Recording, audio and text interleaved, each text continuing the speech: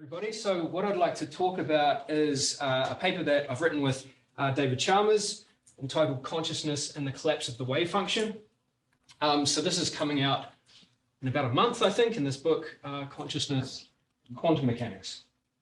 Okay, so let me begin with two very general problems. The problem of quantum reality. What is going on in the physical reality underlying quantum mechanics?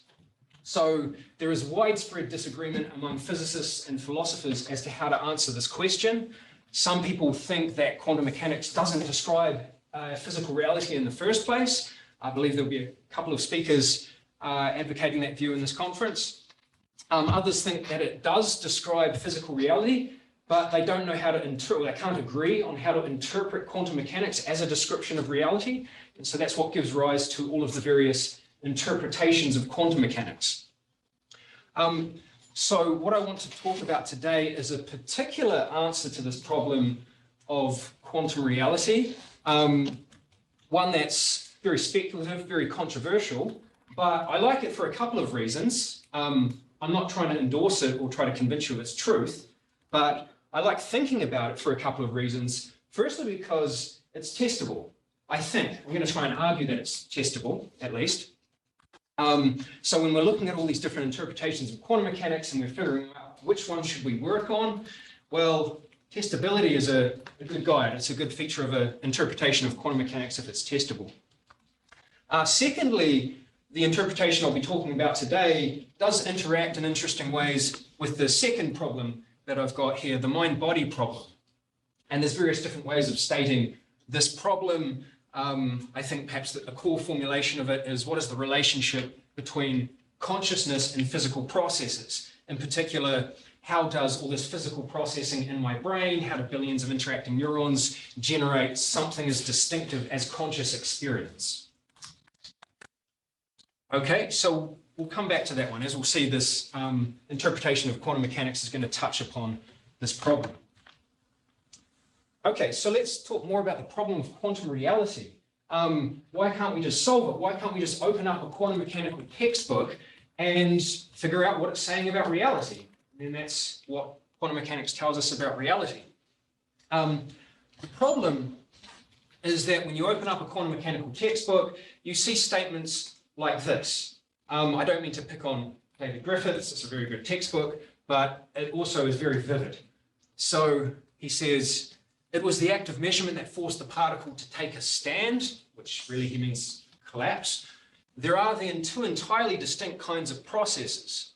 Ordinary ones in which the wave function evolves in a leisurely fashion under the Schrödinger equation, and measurements in which the wave function psi suddenly and discontinuously collapses. So you're trying to figure out what this theory is telling us about reality. It's telling us that there are these two very different processes, and this latter process happens during measurement. So measurement is being given a very crucial role in what's going on in reality. So that's the measurement problem.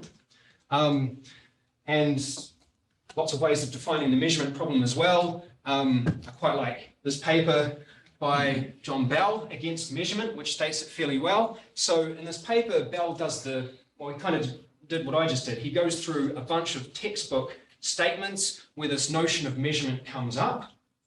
And then he just asks the following question, well, what do you mean by measurement? For example, what exactly qualifies some physical systems to play the role of measurer? Was it the wave function of the world waiting to jump for thousands of millions of years until a single-celled living creature appeared? Or did it have to wait a little longer for some better qualified system, for example, with a PhD? Okay, so measuring systems, apparently, if we read the textbook literally, are playing this very crucial role.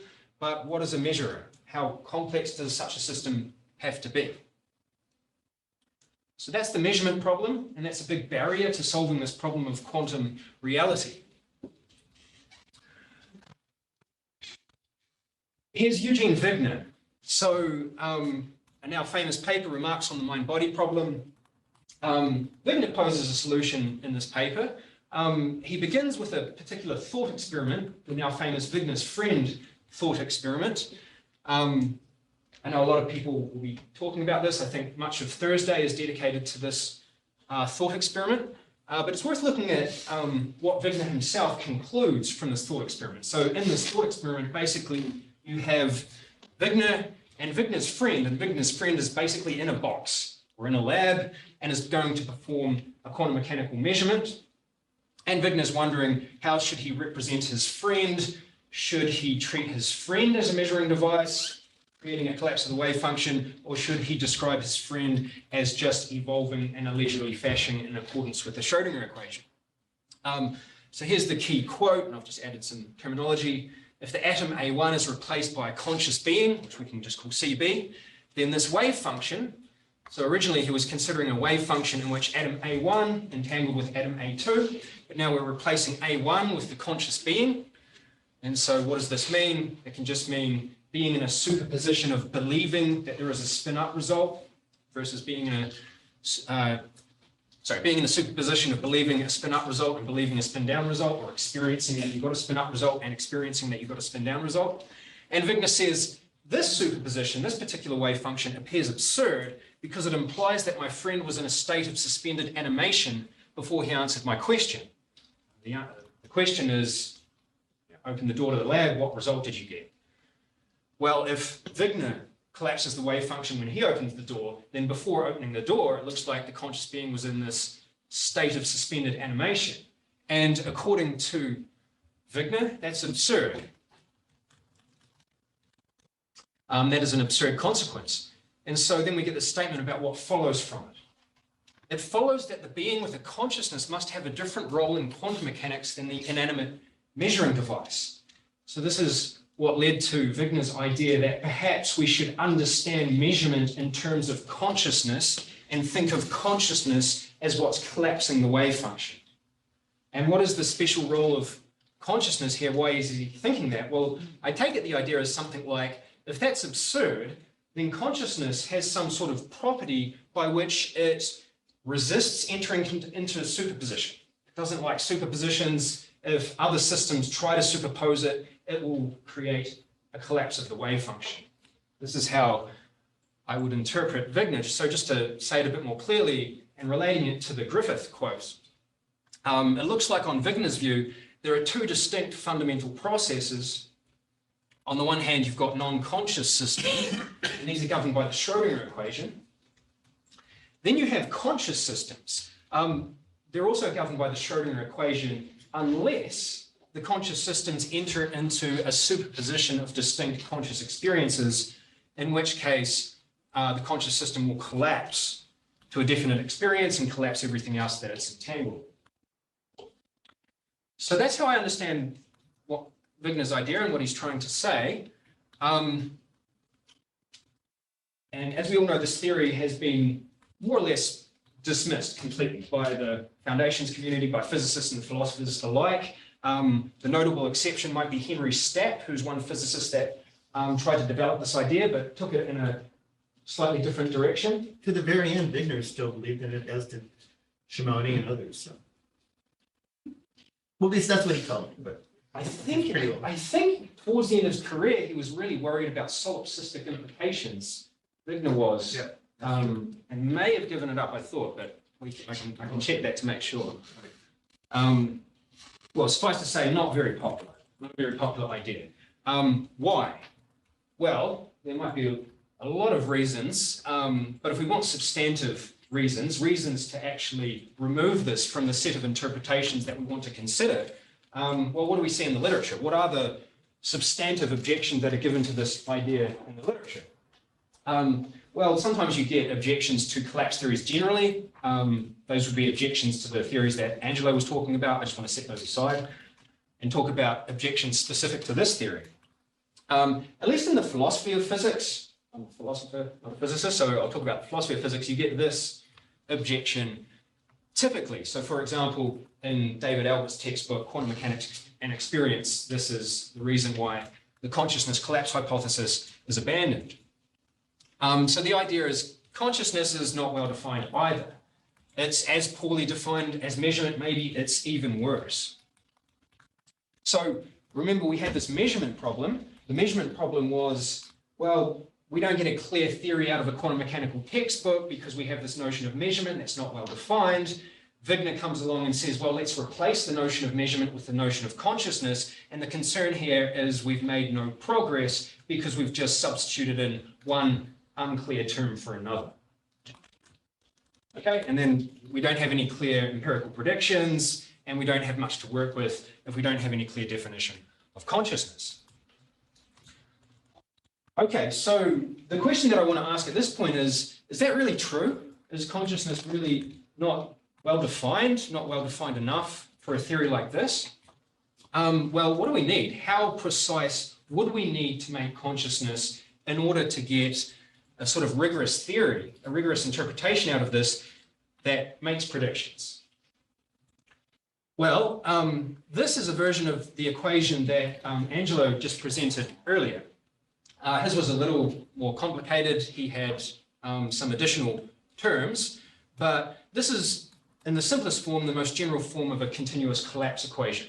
So on the left, you've got, so this is just telling you how the wave function evolves with time. So you've got the Schrodinger term here, and then on the right, you've got the collapse term. Okay, so Angelo was talking a bit about this, so I won't go into too much details. He was talking about lambda governing the strength of the collapse. I just want to pick out A hat. So in Angelo's equation that he had, it was M hat, I believe, mass density operator. But generally speaking, let's just take an arbitrary operator A, because we can put, there can be multiple different terms that we could substitute in for A hat. So this is what we will call a superposition resistant observable, because when you plug an observable into A hat, it's kind of like systems resist entering into superpositions of eigenstates of that observable. And if a system does enter into a superposition of eigenstates of that observable, then it will start to collapse, and it will collapse faster the larger the superposition. So the larger the superposition of mass density distribution, for example, in Angelo's model, the faster the collapse. So that tells us a constraint on how precise we need to be about our definition of consciousness if we want an actual scientific consciousness collapse model. Okay, so we need a definition of consciousness in terms of a quantum mechanical observable, and we're going to need to make sense of the size of a superposition of eigenstates of this observable. So we're going to need some sort of distance measure that tells us how different two states of consciousness are. Now, all of that might sound impossible, crazy. Enter the integrated information theory of consciousness. Okay, so this is a complicated theory. I'm just going to pull out some of the main points. A little bit of history behind it. It was invented by Giulio Tononi. There were some papers earlier than the 2008 paper, but the 2008 paper is really what kicked things off. The theory in the literature has, well, the number of citations of the literature has been exponentially increasing ever since. So it's a very influential theory of consciousness. I would say easily the most influential theory of consciousness in neuroscience. This is another important paper by Uzumi, Albantakis, and Tononi from 2014, where you get IIT 3.0, which has become the sort of standard formulation of IIT, of integrated information theory. And I should say, Larissa Albantakis is going to be speaking to us later today. This is still a work in progress. I believe IIT 4.0 is coming up soon, and I believe our next speaker will be saying something about that. Okay, so I've tried to boil the theory down into these two main claims. The first claim, well, so this theory treats consciousness as a measurable physical quantity. It comes in degrees. We have a certain amount of consciousness, other creatures might have much less of it.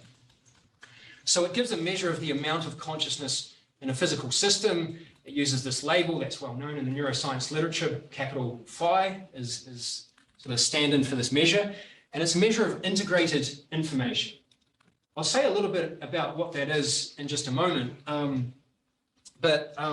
So this theory arose from intuitive arguments about the nature of consciousness. And I just want to sort of say something about that, just to give you an idea of why these neuroscientists thought to connect consciousness to integrated information. Really simple idea, just consider your current visual field. That's an example of a conscious experience.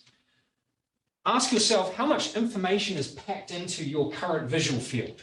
Or to put it another way, imagine you wanted to write down every single fact that is embedded in your current visual field. How big would that book be? So arguably that would be a very big book. It would take a lot of time to write down just suddenly what's right now in your current visual field. So that seems to be an interesting fact about consciousness. Conscious states are jam-packed with information. So in general, a conscious state is capable of a lot of information.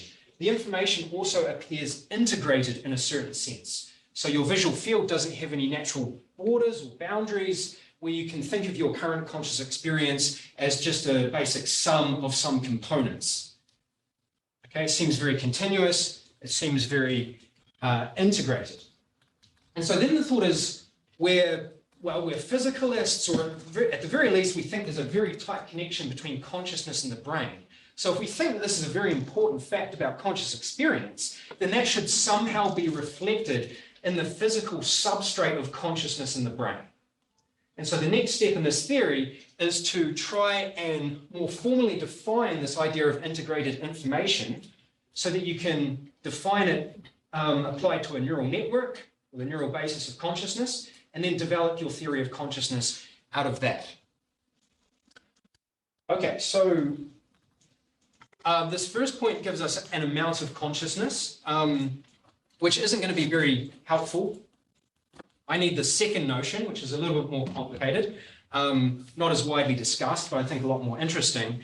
So the theory gives us a model of not just the amount of consciousness in a physical system, but its actual state of consciousness. So for every possible state of consciousness, there is a corresponding Q shape, which for now we can just think of roughly as a kind of pattern of integrated information.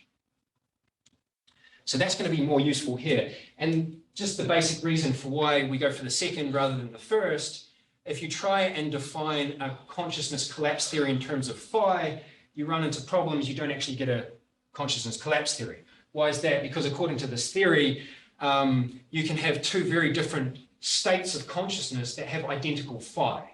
So then you can put a system into a quantum superposition of two very different states of consciousness. But if they have identical phi, that's not a superposition of phi. That won't trigger a collapse. So you don't actually have a consciousness collapse model. So we want to use this and just see where it goes. See if it yields predictions, see what happens. So again, not trying to convince you of the truth of this theory. God knows if this is true, probably it's not, but interesting to see if we can get predictions out of it and what those look like. Okay. So just again, before I introduce the more formal parts of the theory, just motivation for why IAT. I mentioned already it's the most influential contemporary theory of consciousness. I'll be clear on that. By citation number, it leaves every other theory in the dust. This has been measured. I can show you the stats if you're skeptical. But maybe that's not the best measure of influence, but it's something.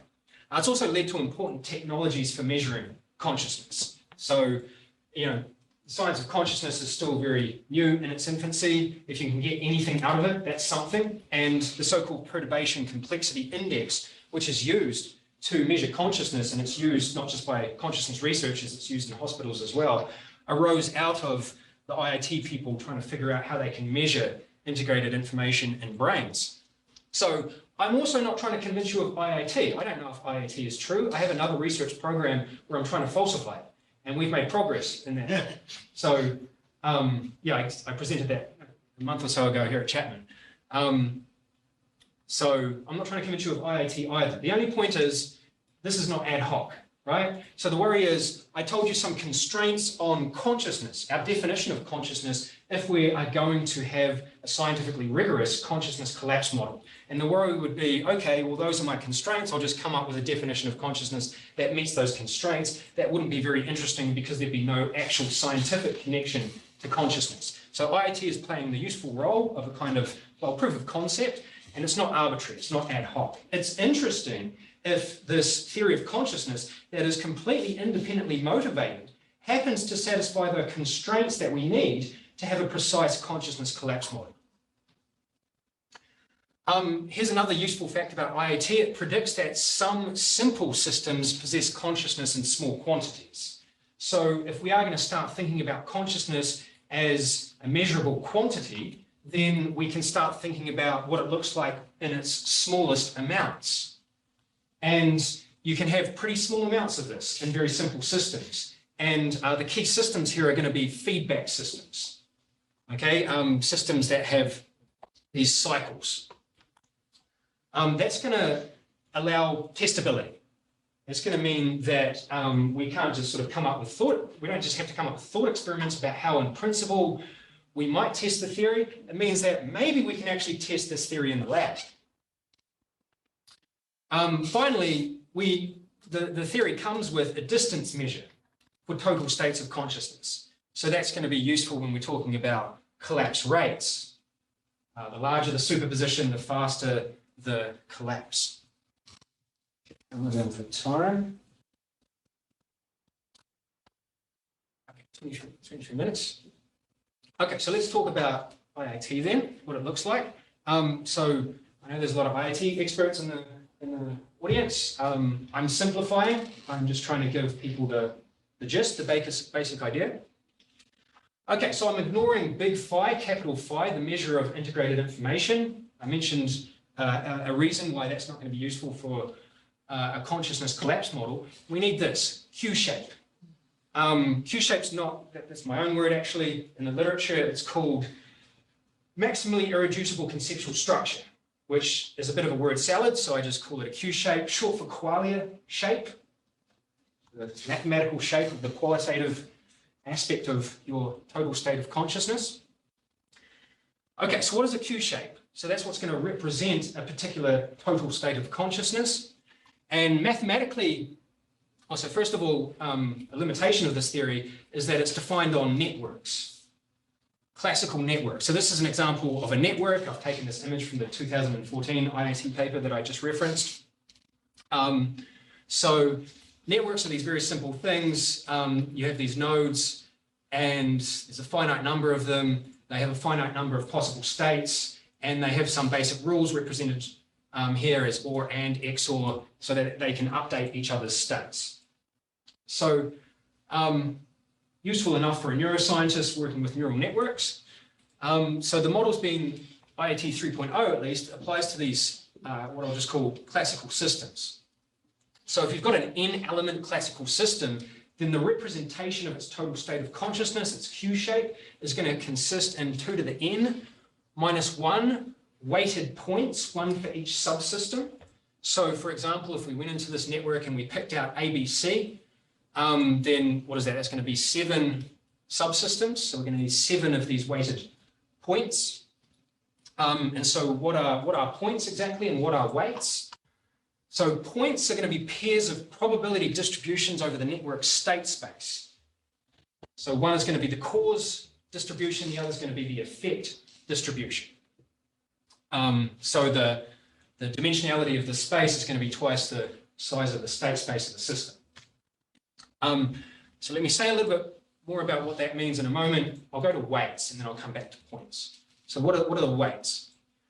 Weights quantify subsystem integrated information.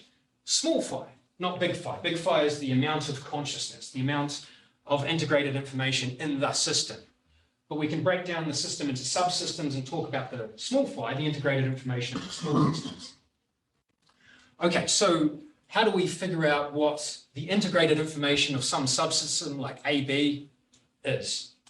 And the idea is, so we've got cause and effect distributions. So what we're doing is we're asking ourselves, look, given the current state of the subsystem of interest, maybe it's AB, given the current state of AB, what is the probability distribution over, well, you can talk about various other subsystems, or let's talk about ABC. So given the current state of AB, what probability distribution does that determine over the state space of ABC in the sense of what does it mean about its next state?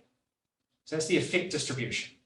How predictable is the next state of ABC given the current state of AB? So you're going to have a probability distribution over ABC determined by the present state of AB and these update rules. Okay, and then the cause distribution is basically, okay, given the current state of AB, what can you know about the previous state of ABC? So you have another probability distribution over the same system, but this time as regards what the previous state would have been given the current state of AB. Okay, so that's what we mean by cause and effect distribution. It's a little bit more complicated than that, so I'm missing out a few details. Is to actually find what these distributions are, you have to go through a big optimization process where you do this calculation for AB over all of the subsystems and find the maximum, but let's not get into too much details here. Now we talk about integrated information. So the integrated information of a subsystem is given by this formula. You take the minimum value of this and this. So what's this?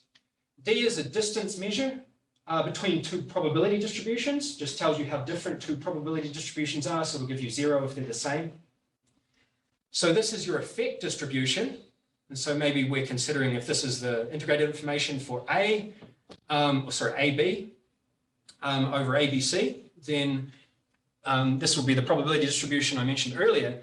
The difference between that and what I've called effect cut. And so now what you're doing is you're thinking about, imagine I were to cut my subsystem of interest. Again, if it's AB, I'm going to cut either connection from A to B, or I'm going to cut the connection from B to A. And now I'm asking myself, given the cut, what's the probability distribution over ABC now? Does that cut make a difference to the probability distribution? And that's where we get, so that's what this means. It's asking about the difference between the probability distribution given the current state of the system versus the probability distribution given the current state of the system when it's cut. It's complicated. There's more optimization procedures as to how to select a cut, but I'll set that aside for now. All right, so that's classical IIT. And as it stands, it's not very helpful. We've not formulated anything in quantum mechanical terms just yet. So now we move to a more recent development, quantum integrated information theory. Okay, so quantum integrated information theory, it was first put forward by Zanardi et al. In this 2018 paper. They just put it on archive.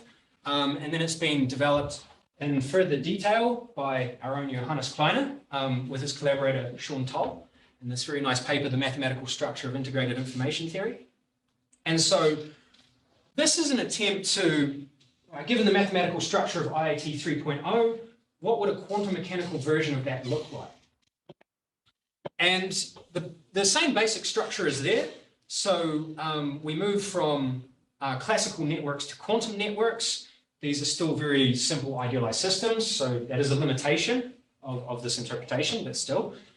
So the classical networks are now replaced by finite dimensional non-relativistic qubits. So those are our networks. The pairs of probability distributions are now replaced by pairs of density operators. And then the distance measure, which before I didn't say what it was, it doesn't matter because we're not using it. It was the Earth mover's distance measure between probability distributions. That's going to get replaced with a measure more appropriate to density operators, the trace distance. So overall, the structure is fairly similar.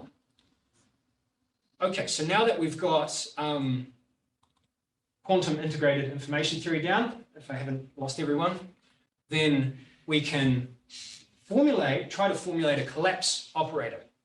And thanks to Johannes for a lot of help with this. So here's the idea. So remember, the representation of a total state of consciousness, the resources I need to describe it would be all of these pairs of density operators, two density operators for every subsystem, and then also a weight, just a positive real number representing integrated information. And so this is what we need. So we can represent density operators like this, and then we're going to need 2 times n of these coefficients. N is the number of subsystems, and because each subsystem has 2 of these density operators, we have 2n, and then we have the n non-negative real numbers, which we can denote here with small phi. So we basically need to encode that information into an operator in order to have a collapse operator. And so this is the form that we end up with. So we capture all of the matrix elements of the relevant density operators and all of the phi values into this Q-shape operator. One quick thing I should mention here is there is a restriction on the sum. I'll just briefly say why that is. It could potentially be a bit of an issue, but in quantum integrated information theory, well, first of all, in classical integrated information theory, so you have these Q-shapes, classical Q-shapes. Now, think about a superposition of classical Q-shapes. In quantum integrated information theory, that's just another Q-shape. And for that reason, the connection between quantum Q-shapes and consciousness is not immediately clear. And so this is going to get restricted to states or wave functions with classical Q-shapes. And that's going to enable us to avoid that problem. Okay, so here is the equation that Angelo roughly was talking about earlier, where he had a m hat in his equation. So now we just have our q hat. So we plug our collapse operator into this equation, and it looks like we've got, assuming integrated information theory or quantum integrated information theory is a good theory of consciousness, it looks like we've got a consciousness collapse model. So in particular, what's important, Schrodinger evolution is going to dominate. Schrodinger term is going to dominate the evolution of the system unless the system enters into a Q-shape superposition. If it does, then this other term starts doing its thing, and the system collapses towards a definite conscious state at a rate proportional to the size of the superposition.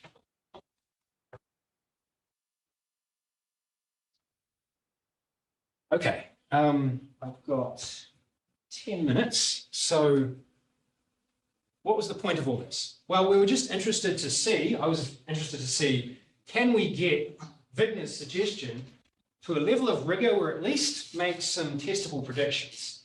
And obviously there's a lot of limitations with, this simple systems on which IoT is defined. But it looks like we might get predictions at least for those simple systems.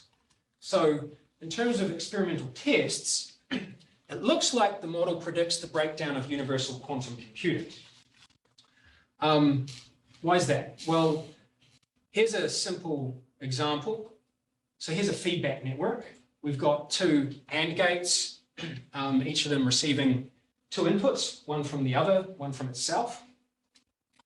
And if we think about the stationary states of this system, which was a helpful recommendation by Johannes. So the stationary states are where we've got 0, 0 and 1, 1. Stationary because over time nothing changes.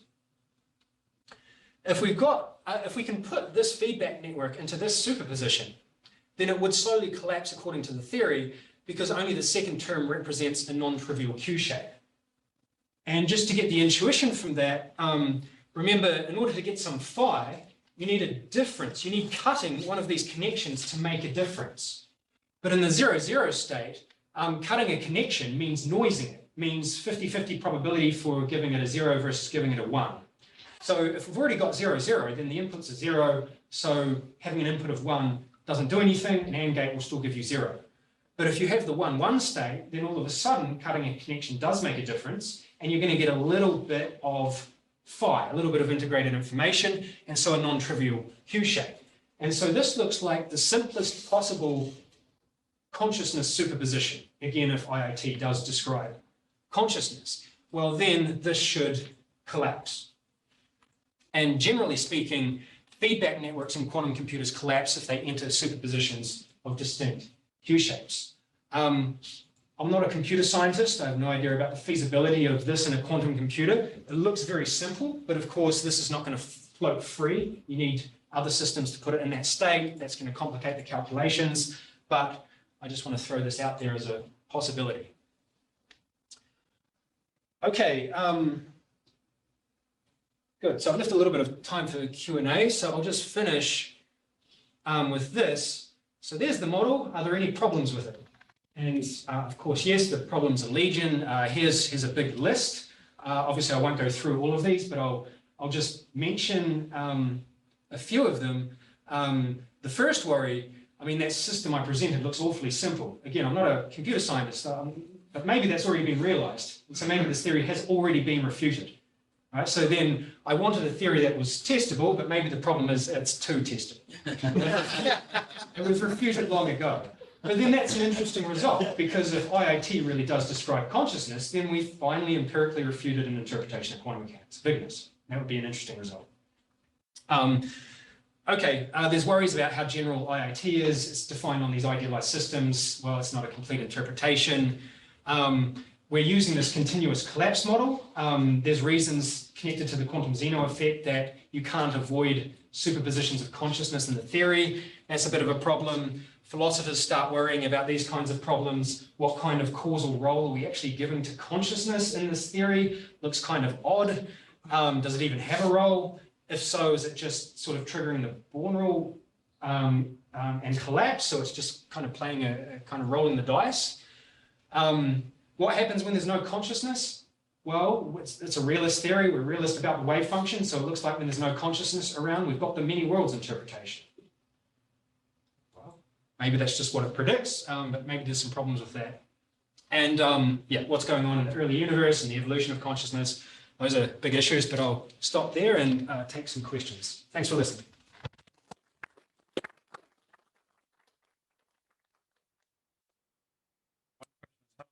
Monitor the Zoom. I can call on people within the room. Hey, do you have do you have the Zoom? Okay, as long as I can see people whose hands are raised, then fine. Let's see. Anyone in the room? Yeah. Go ahead. Okay. I am a Japanese physician, so maybe I am a stranger for this circumstance. But I have a question. I am very interested in the consciousness. The consciousness is, you say IIT means integrated information theory. But it is a primitive question. Who integrate information? Integrated information means integrate. Someone integrate information. Who do you think? Who integrate the information? So I have two different ways of interpreting that question. You can tell me which one corresponds to your actual question. One worry that people have about IIT is information. Information for who? This is a kind of a subjective notion. So if I just work with that interpretation, the IIT people do really want to, I think this is actually a very important part of the next talk, actually. They do want to say the notion of information that we're working with is fully objective. The information in a system is, look, take the current state of the system. What is its information about its future state or its past state? And then you're supposed to calculate this just in terms of fully objective properties of the system.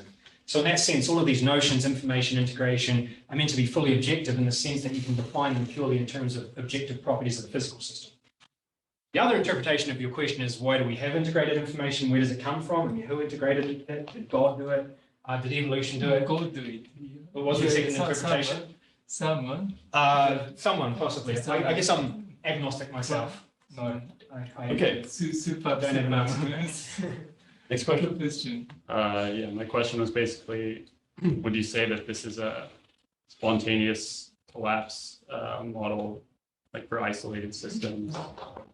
You're basically just replacing system size with like levels of consciousness. That's a nice way of putting it. Strictly, yeah, I don't want to replace system size with amount of consciousness. That's a good way of thinking about it, and that's what we started with. So in the standard collapse models of the sort that Angelo was talking about, physical systems collapse at a rate proportional to the size of the system. and in particular the size of the difference in the mass density distribution in the superposition. Yeah, the first attempt at doing this was let's replace size of the system with amount of consciousness. The only problem with that is, according to IAT at least, and I think intuitively as well, you can have two very different states of consciousness, qualitatively distinct. I see red versus I see blue. And they can have identical amounts of consciousness. So they can have identical phi.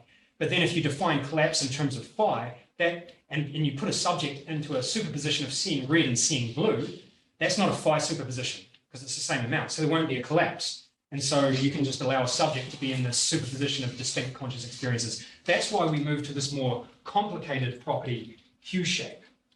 Sounds like breaking degeneracy. One weekend. Right, maybe. Done? So that raises another question, which is the relationship between the Q-shaped measure and red versus green versus position versus momentum. So what is the mapping between the Q shape and a specific kind of conscious experience that we're going to collapse? That's a great question. I mean, it's meant to be empirical. So there are researchers, my colleague Natsuko Tsuchiya from Monash University is Andrew Han is another researcher that are leading the charge on this. The idea would be you have a subject that's in a conscious state that can report their conscious state, and you go into the physical substrate of their consciousness and you measure it. You look at the neural network and you just literally measure the Q shape. So the answer to the question is, what is the relationship between Q shape and a given conscious experience? Well, you go to the neural network that determines the conscious experience and you measure the Q shape and you find out like that. So I mentioned Tsuchiya has a nice paper called What It Is Like to Be a Bat, an answer to the question from the integrated information theory. And he basically says, well, we can measure what the Q shape of auditory experience looks like in a human. We can measure what the Q shape of visual experience looks like in a human. Now go to a bat. What is it like to be a bat to echolocate? Measure its Q shape. And now look at which is it most similar to? Is the Q shape of the bat more similar to a human auditory Q shape, or is it more similar to a human visual experience Q shape? And then you can start to answer the question using IAT and Q shape, what is it like to be a bat? But if we did that, I developed the question. So you found empirically that this Q shape, I found empirically is correlated with red-green distinction. And this one is, the question is why?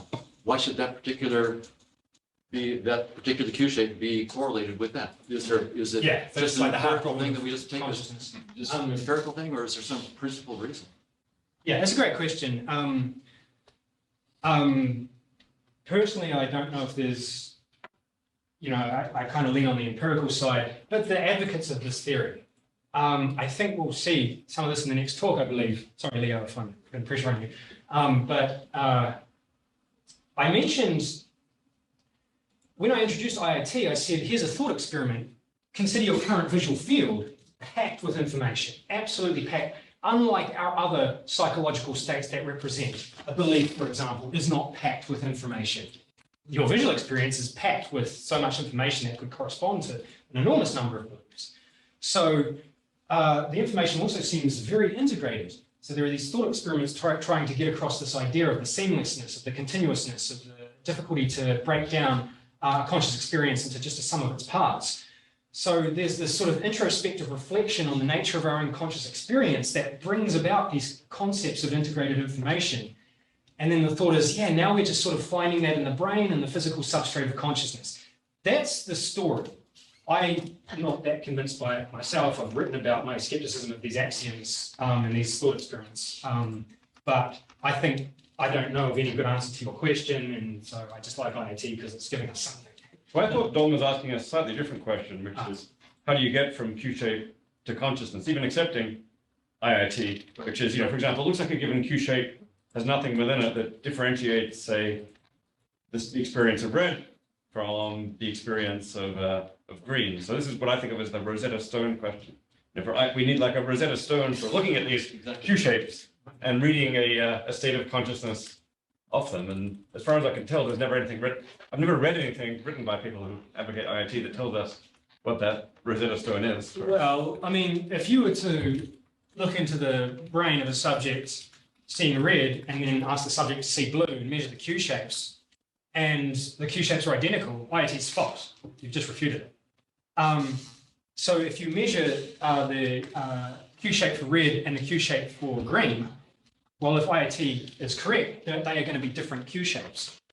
So that will, the idea is, and maybe I'm not fully getting the question, but the thought is that will reveal to you the mapping. That will reveal to you, this is the Q shape for red, this is the Q shape for green. Yeah, so one project is just there's going to be an empirical correlation, and one Q shape will go with red, and another Q shape will go with green. I thought there was a more ambitious reading of Q shapes, where they're basically, at the very least, telling you somehow the structure or the nature of the conscious states. And we ought to be able, by some, if we had the Rosetta Stone, we could just look at the Q shape and read off the state of consciousness. So at least where spatial consciousness is concerned, I thought that's what IIT proponents were trying to do. Just not obviously how it works, and even less obvious how it will work in the case of red versus green. Possibly. Yeah, there is the research on space. I'm thinking very much of like now Tchia's research with what is it like to be a bat, and I don't think he really goes down that line, at least as I interpret him. It's much more on the empirical side. But yeah, it's a good question. I'm not sure.